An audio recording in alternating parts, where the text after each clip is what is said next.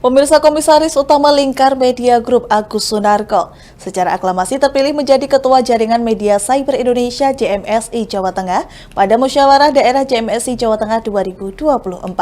Agus berjanji di kepemimpinannya 5 tahun mendatang akan memajukan JMSI usai sebelumnya sempat dibekukan oleh JMSI Pusat.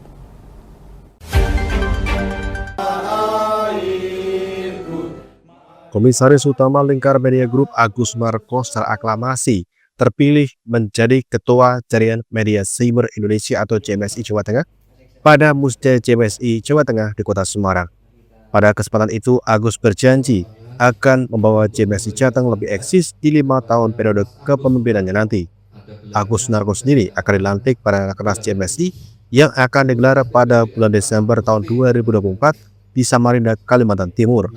Terima kasih atas kepercayaan yang diberikan kepada saya untuk menahkodai Ketua JMSI Jawa Tengah periode 2024-2029. Kita nanti yang saya sampaikan kepengurusan yang kita tunjuk itu tidak bisa sungguh-sungguh untuk bekerja saling melengkapi dan menguatkan demi eksistensi JMSI Jawa Tengah. Dan saya mohon teman-teman ini dengan sadar, saya kira Mas Agus akan memberikan yang terbaik. Mas Agus itu tidak butuh apa-apa kecuali organisasi ini menjadi disegani, menjadi kita bisa menyederhanakan anggota-anggota atau media-media yang ada di JMSI Jawa Tengah. Pada Musda JMSI Jawa Tengah, Agus Sunarko juga menyatakan pentingnya uji kompetensi wartawan, termasuk diantaranya wartawan media online. Selain itu, Ketua JMSI Jateng ini juga ingin membuat perusahaan-perusahaan media siber di Jateng dapat menjadi pilar keempat di tengah perubahan cara pandang masyarakat terhadap perkembangan teknologi dan dunia jurnalistik saat ini. Terpilihnya saya sebagai Ketua Umum JMSI Jawa Tengah karena JMSI ini merupakan konstituen resmi dari Dewan Pers yang terdaftar di antara 17 konstituen yang lain. Tentunya perusahaan media terutama Lingkar dan perusahaan di teman-teman yang tergabung dalam JMSI ini akan memberikan dampak positif bagi perusahaan kita sendiri karena tergabung dalam konstituen Dewan Pers. Yang kedua adalah kemudahan kita dalam nanti jaringan kita, jejaring kita mulai dari kabupaten, kota, provinsi sampai ke pusat. Tentunya dalam rangka apa? Dalam rangka pengawalan pemberitaan, mendatangkan narasumber, kemudian pengawalan advokasi kepada teman-teman anggota kita wartawan jurnalis yang ketiga. Karena sifat insaninya setelah dia dibekali UKW ternyata dalam prakteknya secara insani mungkin ada kekhilafan yang memang butuh advokasi pendampingan akan kita bantu untuk pendampingan. Karena apa? Tadi sekarang ini semuanya serba cepat informasi ini. Yang harapan saya adalah ada hubungan linear atau hubungan yang berbanding lurus antara JMSI dengan perusahaan media yang menjadi milik anggota JMSI, yang menjadi milik pengurus JMSI. Kalau JMSI berkembang, perusahaan yang ada di kita pimpin adalah berkembang. Kalau perusahaan yang kita pimpin berkembang, kita juga berharap bisa mensupport JMSI juga untuk ikut berkembang. Intinya adalah harus ada sinergitas kolaborasi, tidak saling mereduksi tidak saling mereduksi, tapi justru saling menguatkan. Nah, disinilah pentingnya jaringan atau keterlibatan JMSI ini untuk meyakinkan pemerintah selaku stakeholder. Kita ingin mewujudkan media ini sebagai pilar keempat tadi akan lebih mudah karena kita organisasi dan kita juga akan berkolaborasi dengan pemerintah.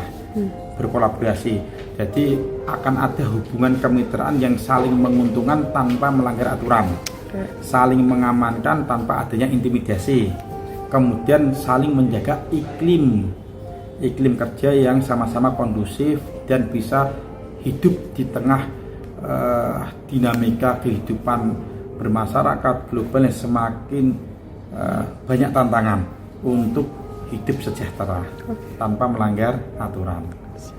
Sementara itu, Dewan Penasihat JMSI Jawa Tengah sekaligus Ketua Bidang Pendidikan dan Litbang JMSI Pusat Jayanto Arusadi menegaskan jika JMSI adalah konstituen dari Dewan Pers sehingga harus meningkatkan profesionalisme wartawan dan kemerdekaan pers. Ya baik, jadi JMSI kan salah satu konstituen Dewan Pers. Artinya sebagai organisasi tentu harus perform untuk dua hal. Yang satu, meningkatkan profesionalisme wartawan dan kemerdekaan pers. Jawa Tengah tentu sebagai salah satu konstituen yang menaungi insan-insan pers di Jawa Tengah punya kewajiban secara moral. Musda kali ini adalah amanah dari JMSI Pusat untuk merevitalisasi dan melakukan konsolidasi memilih ketua baru. Jadi kita pernah dibekukan dan saya diberi mandat untuk melakukan konsolidasi, mendorong dilakukannya Musda ini, dan alhamdulillah Mas Agus Sunarko itu terpilih secara aklamasi dari semua yang hadir. Kita ada 12 media yang menjadi anggota dan insya Allah akan dikembangkan lagi, sepakat bulat untuk mendukung dan mengawal Mas Agus ini dalam menakodai JMSI Jawa Tengah. Ya, konsolidasi itu karena organisasi ini kan sempat vakum, sempat stuck, jadi perlu dikonsolidasi, dibangunkan dalam upaya untuk mendinamisasi kiprah JMSI di Jawa Tengah.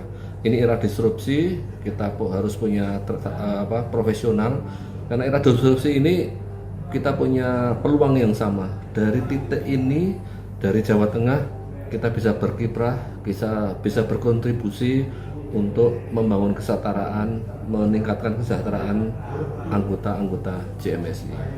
Baik, ini peluang yang momentumnya ada. Ketua baru, kita juga memasuki babakan-babakan baru, gubernur baru, kemudian tahun depan atau bahkan bulan Desember ini kita akan ada mengikuti Rakernas di Samarinda. Pelantikan JMSI Jawa Tengah akan dilakukan di sana. Harapannya yang saya tadi secara khusus sampaikan kepada ketua terpilih yang secara aklamasi untuk bagaimana meningkatkan kiprah dan performa JMSI Jawa Tengah sebagai konstituen Dewan Pers sama dengan konstituen-konstituen yang lain. Dan alhamdulillah dalam waktu dekat kita akan menyelenggarakan JMSI Award yang tentu sudah dipersiapkan, ada ketua panitianya, apa bentuknya saya kira nanti Mas Agus yang akan bisa menyampaikan secara lebih utuh, secara lebih langsung. Salah satu kasus yang menjadi pembahasan Musda JMSI Jateng kali ini, salah satunya ialah proses hukum yang melibatkan seorang wartawan dalam pemberitaan sehari-hari. Ini ditekankan oleh Wakil Ketua Bidang Advokasi dan Pembelaan Wartawan JMSI Jateng, Supriyadi, bahwa pentingnya memahami kode etik dan SOP yang harus dijalankan oleh seorang wartawan, termasuk siber dalam kegiatan peliputan sehari-hari. Ia berharap kedepannya tidak ada lagi wartawan atau jurnalis yang terlibat masalah hukum karena pemberitaan yang proses peliputan yang dilakukan. Saya kira ada 4 poin ya Pak, yang mana bahwa untuk agar wartawan ini tidak terjerat dalam persoalan kasus hukum ya. Salah satunya itu adalah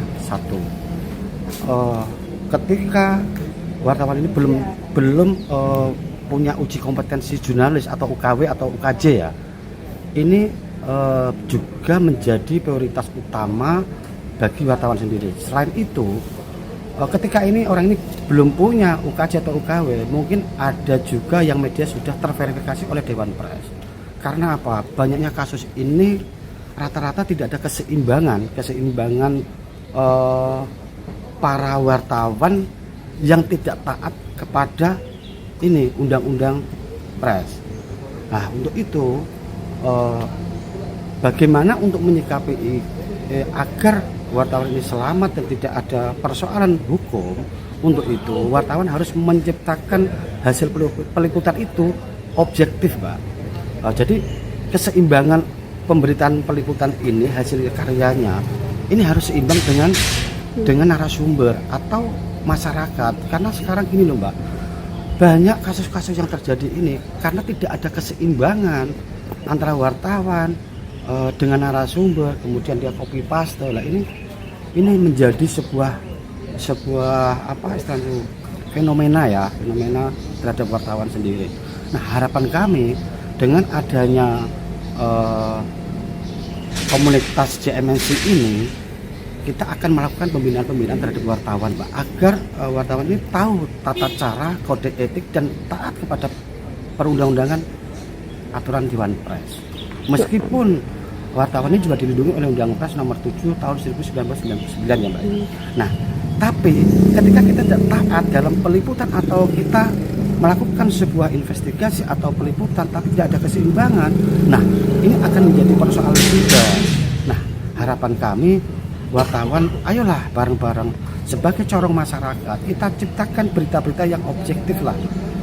Ketika ini ada persoalan kasus atau persoalan hukum, jadi enak gitu loh. Karena satu, ketika media yang belum terverifikasi oleh Dewan Pers dan wartawan sendiri tidak melakukan uji kompetensi jurnalis atau UKW, ketika ada persoalan hukum ini tidak ada ranahnya, tidak ada kaitannya dengan Dewan Pers, hanya kepolisian, Mbak. Ya. Jadi itu. Nah, untuk itu saya berharap nanti dengan adanya JMSC ini ya, harapan kami kita solid dan memberikan edukasi kepada masyarakat. Kepercayaan masyarakat itu luar biasa.